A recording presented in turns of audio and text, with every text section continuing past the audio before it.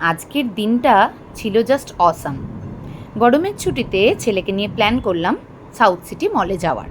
বাস যেই ভাবা সেই কাজ, গাড়ি করে সোজা পৌঁছে গেলাম সাউথ সিটি মল। আর মলে পৌঁছেই দেখি ডাইনো ওয়ার্ল্ড, মানে জাস্ট জমে গেল। মলে ঢুকেই উত্তেজনা তুঙ্গে। সাউথ সিটি মলের এই ডাইনো ওয়ার্ল্ডের টিকিট কেটে এখন আমরা প্রস্তুত প্রাগৈতিহাসিক যুগে পা রাখার জন্য। ঠিক যেন রূপকথার সেই জুরাসিক পার্কের ভিতর ঢুকে পড়েছি।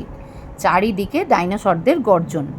বিশ্বাসই হচ্ছে না যে আমরা মলের ভিতরে আছি। একদম অন্য এক পৃথিবীতে চলে এসেছি মনে হচ্ছে যেন। ডাইনোসরগুলোর সাইজ আর মুভমেন্ট দেখে আমি তো নিজেই অবাক। একদম রিয়েল মনে হচ্ছে। আমার ছেলে তো ডাইনোসরদের দেখে খুব খুশি, আর ও তো একটার পর একটা ডাইনোসরদের নাম বলছে। সব থেকে ভালো লাগলো ডাইনো রাইডগুলো। ও ভীষণ মজা করেছে। এত সুন্দর করে সবটা সাজিয়েছে, মনেই হচ্ছে না আমরা কলকাতার প্রচণ্ড গরমের এক দুপুরে আছি। আমাদের এক্সপিরিয়েন্স জাস্ট অসাম। আর হ্যাঁ, ঘোরাঘুরি শেষে একটু পেট পুজো তো মাস্ট।